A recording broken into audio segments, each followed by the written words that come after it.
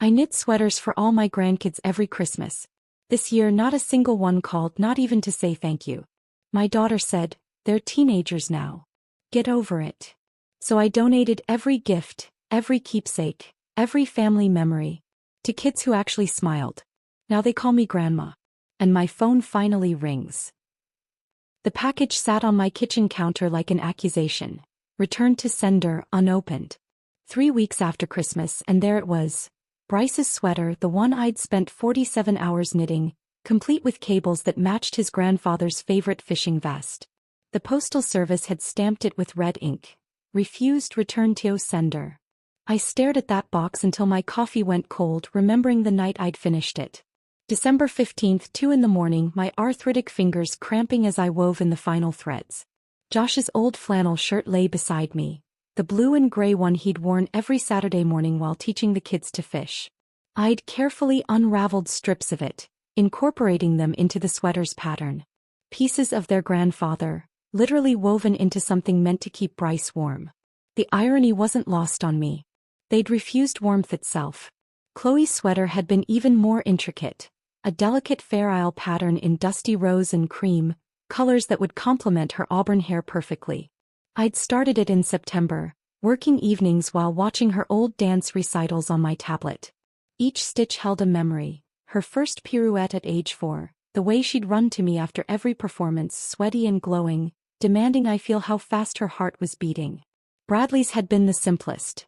A classic crew neck in forest green, his favorite color since he was 7 and decided he wanted to be a park ranger. No fancy cables or intricate color work, just honest, sturdy stitches that would last him through college and beyond. I'd knitted in the round, imagining him wearing it during late-night study sessions, pulling it close when he missed home. 3 sweaters. 3 grandchildren. 17 years of Christmas mornings where they'd actually worn my gifts, posed for photos, hugged me tight and said, "I love it, Grandma Lauren." But somewhere between their 13th and 16th birthdays, everything changed. The hugs became brief shoulder pats. The excited phone calls dwindled to obligatory holiday texts. Last Christmas, Chloe had opened my gift, a hand-embroidered scarf, smiled politely, and immediately set it aside for something with a brand name and a price tag. I should have seen the signs then. This year I'd mailed the packages early, December 10th, each one wrapped in gold foil paper with corners so sharp they could cut glass. Inside each box, alongside the sweater, I'd tucked a handwritten note. Not just, "Merry Christmas," but real letters. Memories of our time together, hopes for their futures, reminders of inside jokes we used to share. For Chloe, "Remember when you were 8 and insisted we have tea parties every Sunday? You'd make me wear that ridiculous feathered hat, and we'd discuss very important matters like whether unicorns preferred sugar cubes or honey in their tea. You always said I made the best cookies, but really you made the best memories." For Bryce, "Your grandfather would be so proud of the young man you've become. He always said you had his hands, steady and sure." I hope this sweater reminds you that some of the best things in life take time to create, just like the man you're becoming. For Bradley, "You once told me that trees were the earth's way of reaching toward heaven. Every time I see an oak tree now, I think of you and smile. May this sweater keep you warm while you're out there saving the world, one forest at a time." I'd signed each letter the same way, "All my love, Grandma Lauren, who believes in you always." Christmas morning arrived with fresh snow and silence. I'd set my phone on the kitchen table, volume turned up high, coffee growing cold as I waited. Surely they'd call. At least Chloe, she'd always been the most sentimental. Nothing. Not a text. Not a voicemail. Not even one of those generic group messages teenagers send, "Thanks for the gift." I waited 3 days, checking my phone obsessively, refreshing social media to see if they'd posted any Christmas photos. There was Chloe in a new designer jacket, clearly expensive, definitely not handmade.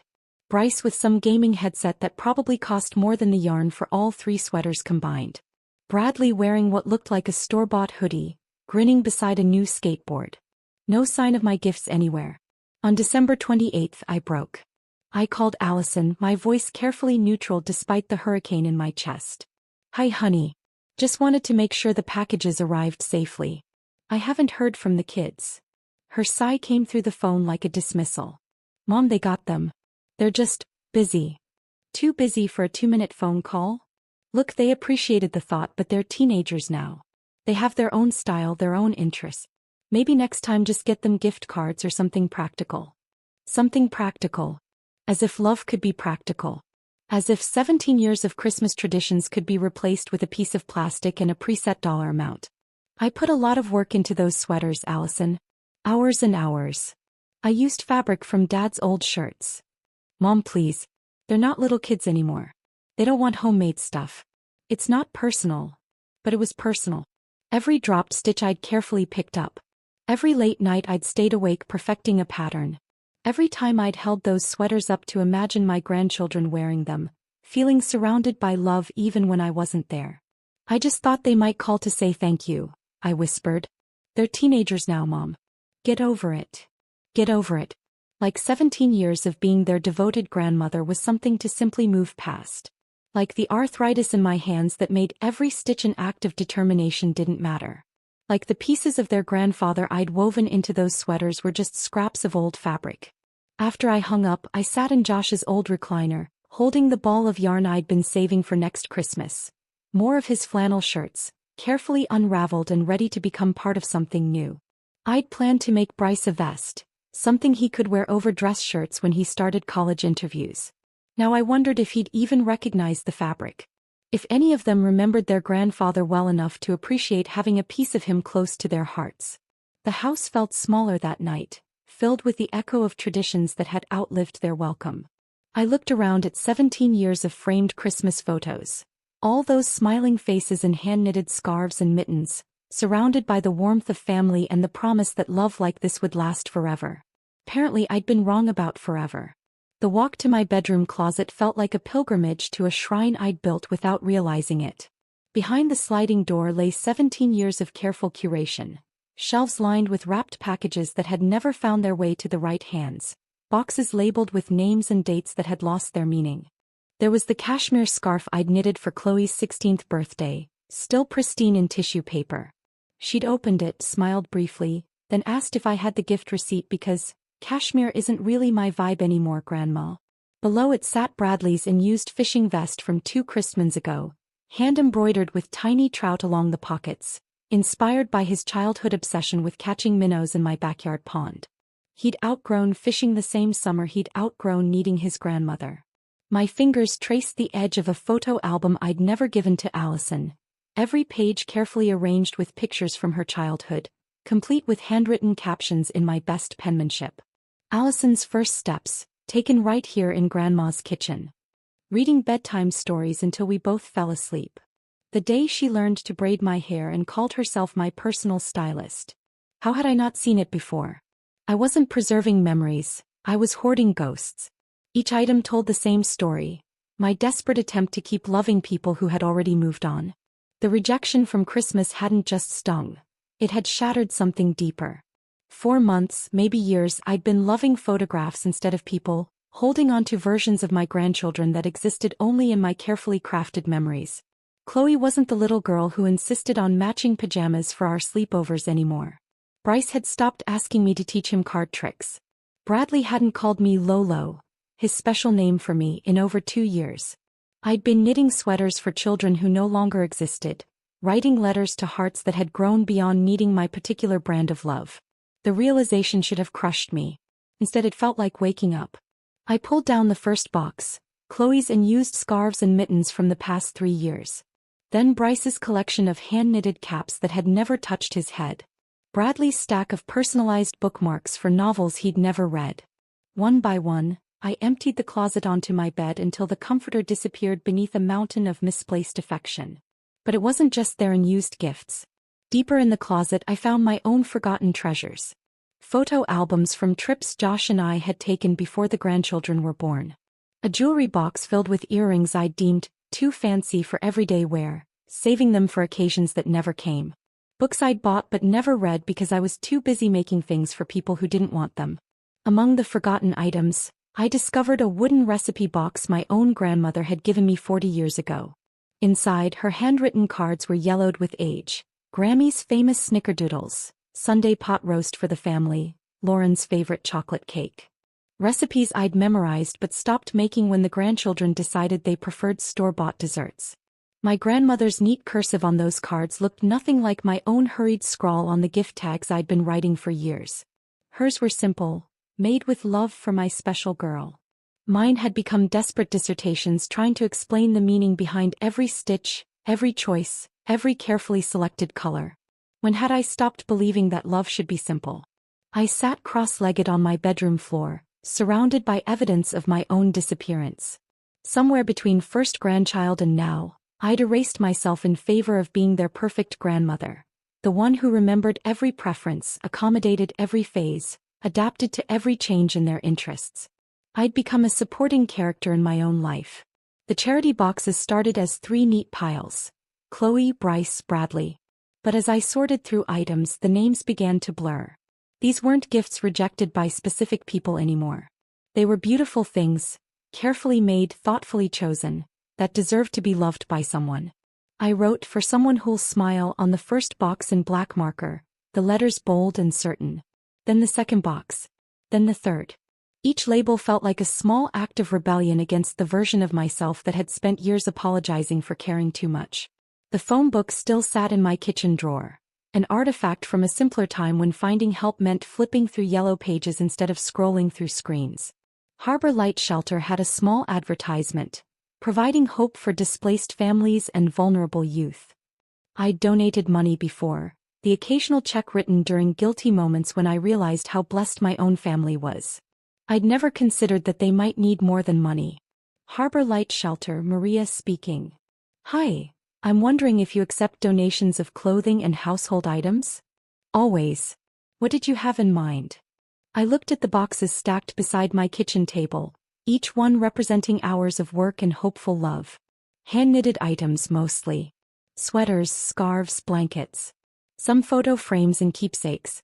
Things that were made to be cherished. Maria's voice warmed perceptibly. Oh honey, that sounds wonderful. We have kids here who've never owned anything made specially for them. When can you bring them by? That afternoon, I loaded my car with more care than I'd taken preparing for any Christmas morning. Each box was secured with seat belts, treated like the precious cargo it had always been meant to be. The drive to Harbor Light took 12 minutes. 12 minutes to travel from my world of unappreciated abundance to a place where appreciation still existed. The building looked smaller than I'd expected. A converted Victorian house with cheerful yellow trim and flower boxes that someone was tending despite the January cold.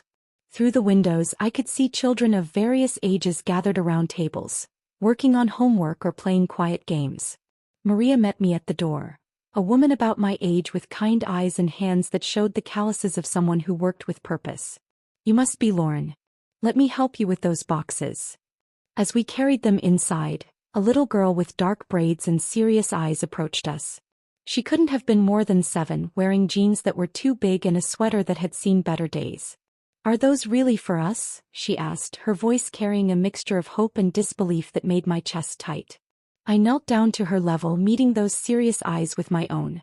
Yes, sweetheart. From Grandma Lauren. The smile that spread across her face was like sunrise after the longest night. That little girl's name was Sophia, and she wore my forest green sweater, the one originally meant for Bradley, like it was made of gold thread. The sleeves were too long, but she'd rolled them up carefully, creating perfect cuffs that she smoothed down every few minutes as if afraid the magic might disappear. Can you teach me to make one like this? She asked during my second visit to Harbor Light, her small fingers tracing the cable pattern I'd spent weeks perfecting. I found myself saying yes before I'd even thought it through. By the 3rd week of January, I had established what Maria laughingly called Grandma Lauren's Corner in the shelter's common room. Every Thursday at 2 o'clock I'd arrive with my oversized knitting bag, thermoses of hot cocoa, and enough yarn for whoever wanted to learn. The response was overwhelming, not just from the children but from the teenage mothers who watched from the doorway, trying to look disinterested while clearly longing to join in. 8-year-old Marcus was my most eager student. He'd been at Harbor Light for 3 months after his mother lost their apartment in a kitchen fire. His thin fingers struggled with the yarn at first, but he had the kind of determination that reminded me of myself at his age, when my own grandmother had taught me to knit during long summer afternoons. Grandma Lauren, he said during our 4th lesson, the word rolling off his tongue as naturally as breathing, can you show me how to make the bumpy parts like on Sophia's sweater? Grandma Lauren. No hesitation, no awkwardness, no need to earn the title through years of birthday gifts and Christmas traditions. Just acceptance, pure and simple. Within a month, I had 6 regular students ranging from age 7 to 17. Sophia, Marcus, and twin sisters named Emma and Lily who'd been living in their car with their mother before finding Harbor Light. There was also Jake, a lanky 15-year-old who initially claimed knitting was only for girls, but couldn't resist the challenge of creating something with his own hands. Most surprising was Destiny, a 16-year-old mother with a baby daughter named Hope.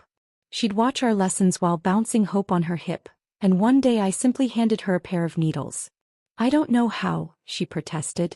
"Neither did they when they started," I replied, nodding toward Sophia and Marcus, who were now confidently working on simple scarves.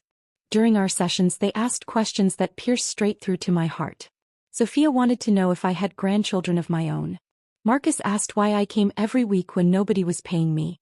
Emma wondered if I'd ever teach them to make fancy stuff, like the sweaters they'd seen in my donation boxes.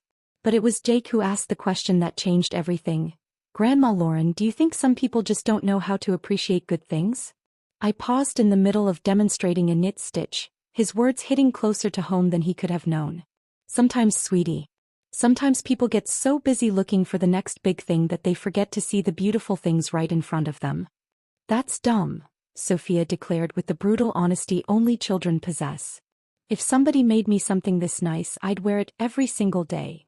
These children, who had every reason to be bitter, who'd lost homes and stability and security, were teaching me about gratitude in ways my own grandchildren never had. My phone started ringing regularly, but the calls weren't from Faisalabad or wherever Allison's family happened to be that week. They were from Maria, updating me on new arrivals who might benefit from our knitting circle. From other volunteers who'd heard about our program and wanted to help. From local yarn shops offering to donate supplies. One particularly memorable call came from Mrs. Henderson, an elderly woman whose knitting group at the senior center had disbanded when too many members passed away or moved to assisted living. "I heard about what you're doing," she said, her voice shaky but determined. "I have bags and bags of yarn just sitting here. Could you use them?" That Saturday, Mrs. Henderson arrived at Harbor Light with enough supplies to keep us busy for months. She stayed for hot cocoa and stories, and by the time she left, she'd signed up to co-teach our Thursday sessions. It was during one of these expanded sessions in late January that my personal phone buzzed with a notification from social media. Chloe had posted a new photo, herself in a trendy oversized hoodie, arms spread wide in what teenagers called a fit check. The caption read, "Wish I got something cool for Christmas #winter style." I stared at that post for a full minute, sitting in Harbor Light's common room while Sophia showed off her nearly finished scarf to anyone who'd look. The irony was so sharp it could have cut glass. Here was my granddaughter, publicly lamenting her lack of cool Christmas gifts, while 50 feet away, children who'd lost everything wore my hand-knitted creations like crowns. "Grandma Lauren, are you okay?" Marcus asked, noticing my sudden stillness. "I'm perfect, honey," I said, tucking my phone away. And for the first time in months I actually meant it. The call from Allison came 3 days later, during my Thursday evening quiet time, what used to be my waiting for grandchildren to call time but had become my planning next week's knitting lesson time. "Mom, what's this I hear about you volunteering at some shelter?" Her tone carried that familiar edge of barely contained irritation. "I teach knitting to children there. It's very fulfilling. But why there? Why not volunteer at the kids' school or something family-related?" The question revealed everything I needed to know about how she viewed my life, as something that should revolve entirely around her family's orbit. "Because these children appreciate what I have to offer," I said simply. "The kids just forgot to call it Christmas, okay? It's not that deep. They're busy with school and friends and—" "Allison, stop." My voice was gentler than I felt. "I'm not angry. I'm not holding grudges. I'm just done chasing people who treat me like background noise."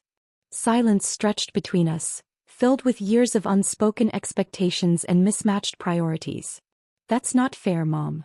Fair would have been a 2-minute phone call to say thank you. Fair would have been acknowledging that someone spent 47 hours making something specifically for you. Fair would have been remembering that your children have a grandmother who loves them. They know you love them. Do they? Because their actions suggest otherwise. Another pause, longer this time. So what, you're just giving up on your own family? I looked around Harbor Light's common room, where photos of our knitting circle decorated one wall. Children beaming while holding up their latest creations, teenagers who'd learned that their hands could make beautiful things, mothers who discovered they had more strength than they'd realized. I'm not giving up on family, honey. I'm just expanding my definition of it. After I hung up with Allison, the house felt different, not empty but purposeful. I walked to my craft room, which had been Josh's home office before he passed, and spread out a large sheet of butcher paper across his old desk. At the top I wrote in bold letters, Grandma's Corner, monthly care packages. The idea had been brewing since my conversation with Jake about people not appreciating good things. These shelter kids deserved more than my Thursday visits and weekly knitting lessons. They deserved to know that someone was thinking about them when they weren't around, that they mattered enough to receive surprises just because.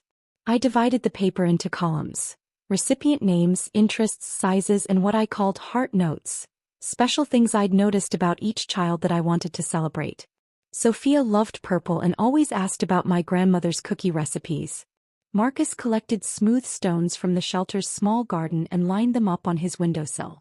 Emma had mentioned wanting to learn to read music, while Lily dreamed of becoming a veterinarian. The first monthly boxes took me 3 weeks to prepare. Each one contained a hand-knitted item, scarves for the February cold, along with something special I'd chosen specifically for that child. Sophia got a purple scarf and a handwritten collection of my grandmother's easiest cookie recipes, complete with illustrations. Marcus received a deep blue scarf and a book about geology I'd found at the library's used book sale. But it was the personalized notes that made me cry as I wrote them. Dear Sophia, you asked me if your smile reminds me of anyone. It reminds me of sunshine after rain and of every good thing I've ever hoped for. Keep shining, sweetheart. Love, Grandma Lauren.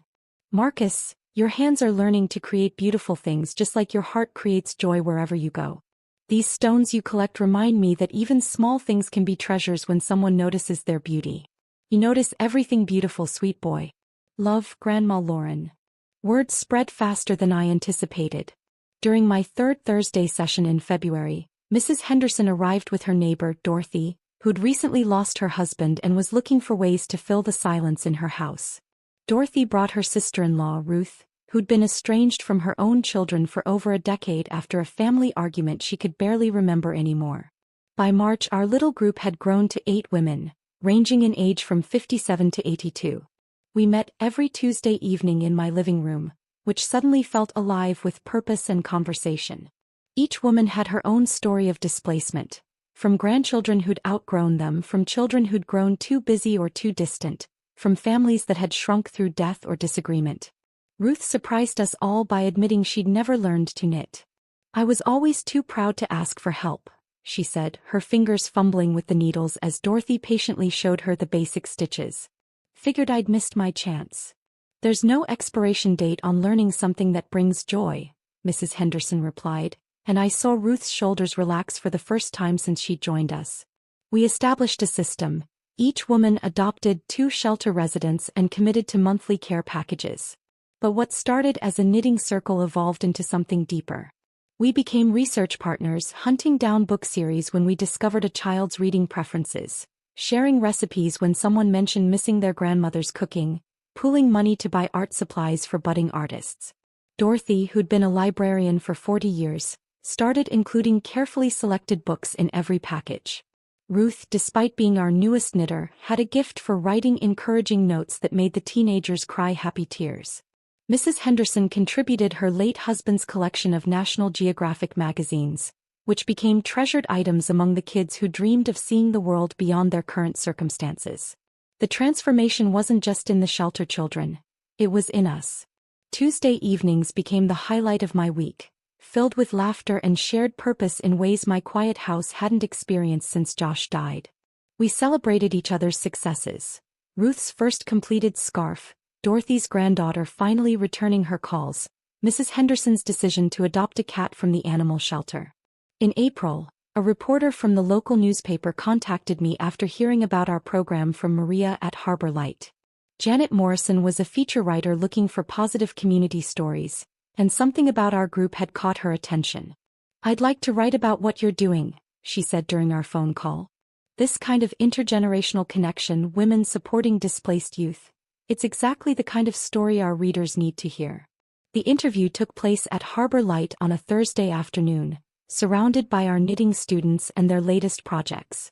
Janet asked thoughtful questions about how the program started, what motivated us to continue, and what we'd learned from the experience. What would you say to other grandmothers who might be feeling disconnected from their own families? She asked, her pen poised over her notepad. I thought about Allison's dismissive words, about Christmas morning silence, about 17 years of traditions that had quietly faded away. I'd tell them that love doesn't have to be limited by DNA. Sometimes the family that chooses you loves you better than the family you were born into. The article appeared on a sunny Thursday in late April, complete with a photo of me surrounded by Sophia, Marcus, and the twins, all of us holding up our latest knitting projects. The headline read, "Disowned by blood, embraced by heart. Local grandmother finds new family through community service." My smile in that photo was genuine in a way it hadn't been for family pictures in years. These children, these Tuesday evening women, this purposeful life I'd built from the ashes of rejection, it had given me back myself. The article's impact was immediate. My phone rang constantly for days. Other women wanting to join our group, shelter directors from neighboring towns asking about starting similar programs, yarn stores offering donations. But the call that surprised me most came on a Saturday evening, 3 days after the article ran. "Mom." Allison's voice was different, smaller somehow. "I saw the newspaper article. Chloe and Bryce saw it too. They asked me why you didn't send them anything for their birthdays this year." I waited, letting the silence stretch between us. I told them the truth. That you spent years making them beautiful things and they never even called to say thank you. Bryce actually cried, "Mom." He said he didn't realize you'd stopped trying. "I didn't stop trying, honey. I just started trying somewhere else." The conversation that followed was longer and more honest than any we'd had in years.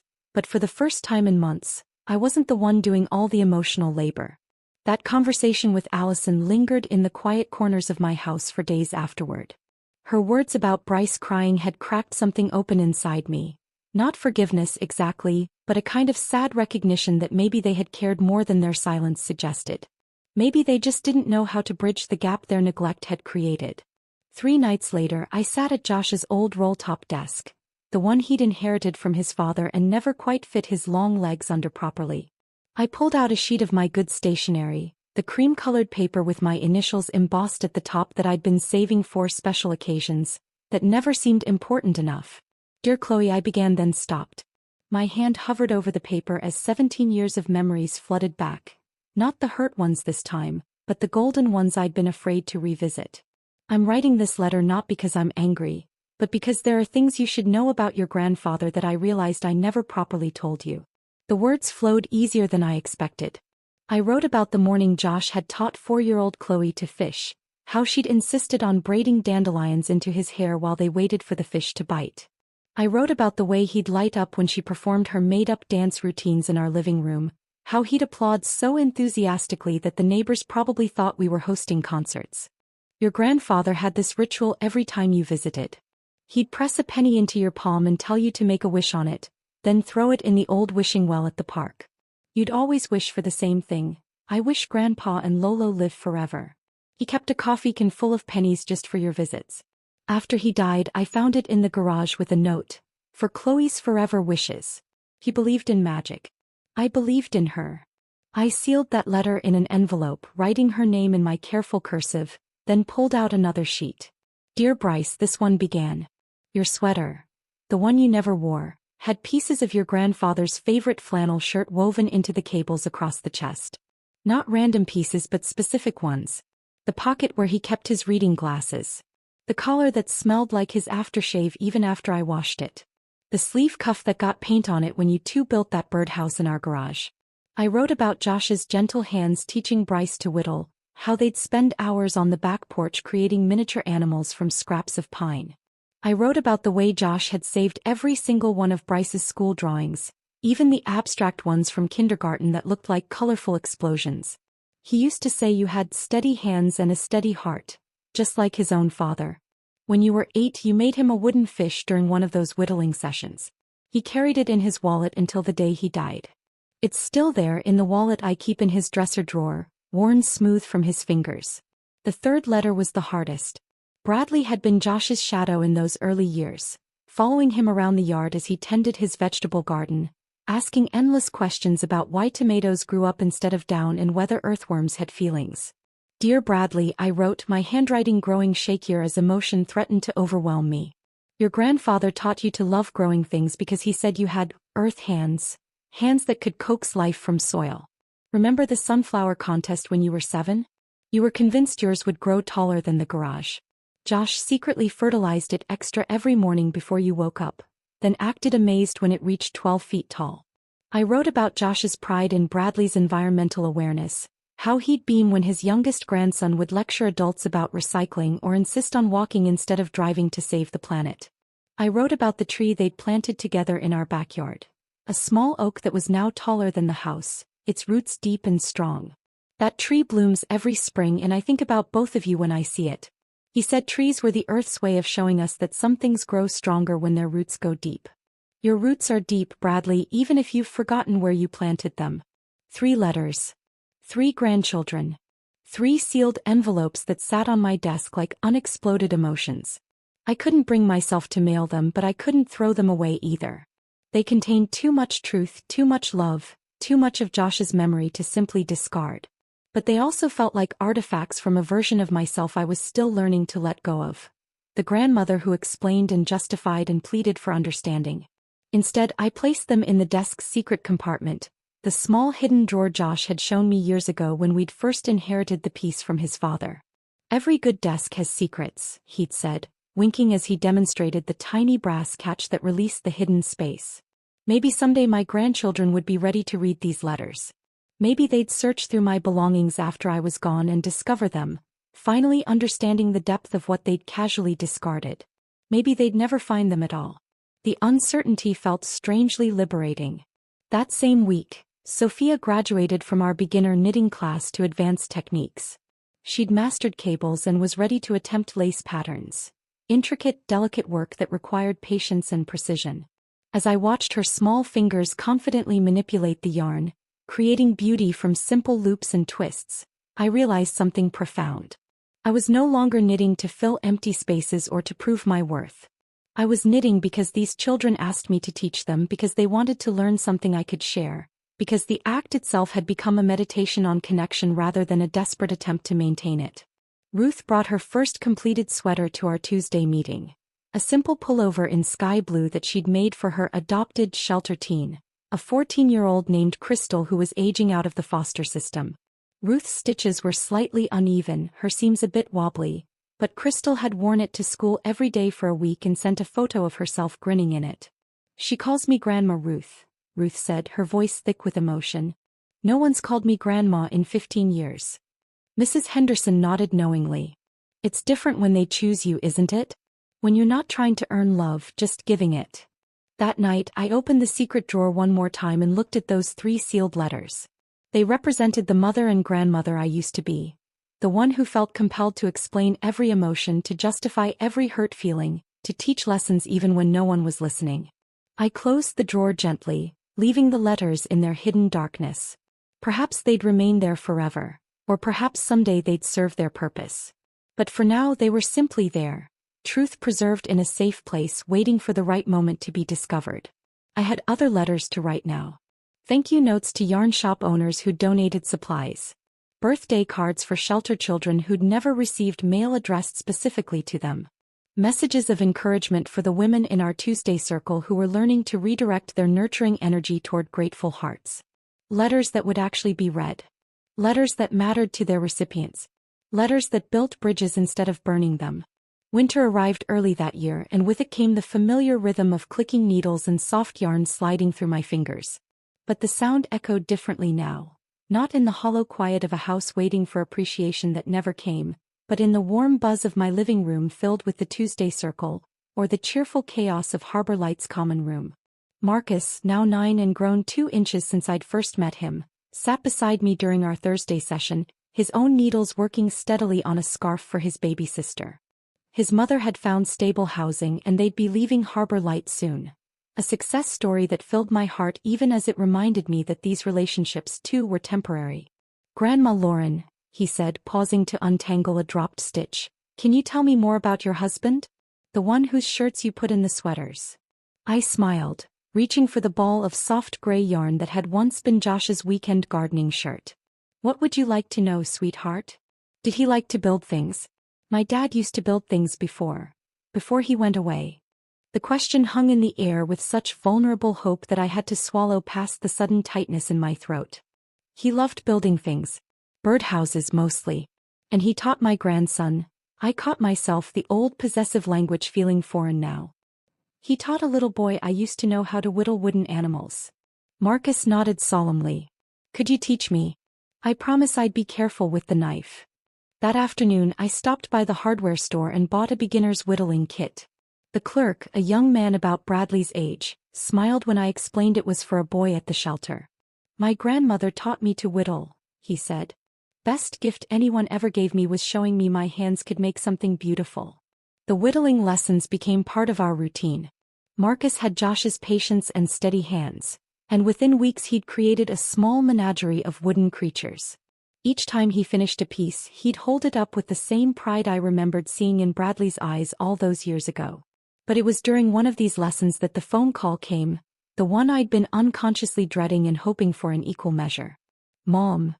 Allison's voice was strained, different from our previous conversations. "Chloe wants to talk to you. She's been asking about you since the newspaper article." My heart did something complicated. A flutter of hope mixed with protective skepticism. "Put her on." "Grandma Lauren?" Chloe's voice was smaller than I remembered, uncertain in a way that reminded me of the little girl who used to call me when she had nightmares. "Hi, sweetheart. I saw the article. About the shelter and the knitting and everything. Pause. Mom told me about the sweater. The Christmas one. I didn't know you. I didn't realize." I waited, letting her find her words while Marcus continued his whittling beside me, giving me something to focus on besides the racing of my pulse. "I'm sorry," she finally whispered. "We all are." Bryce cried when Mom told him about Grandpa's shirt being in his sweater. "We didn't know you put part of him in there." The apology I'd once desperately craved now felt strange, too late and too early all at once. "Thank you for saying that, Chloe.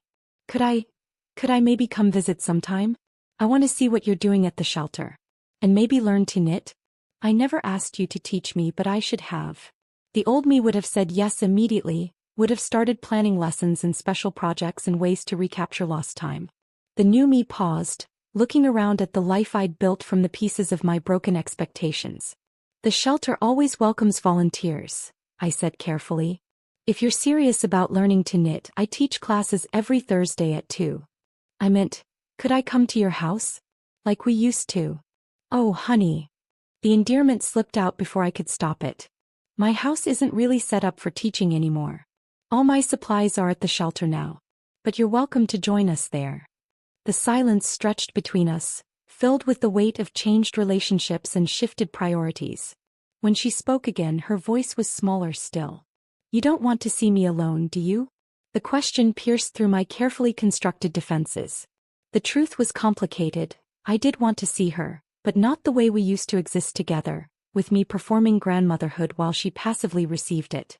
If she wanted to be part of my life now, it would be on different terms. "I want to see you learning something new," I said finally. "I want to see you caring about something beyond yourself. The shelter would be good for that." Mother's Day arrived with an unseasonably warm morning and a text from Allison. "Kids said Happy Mother's Day. Hope you're well."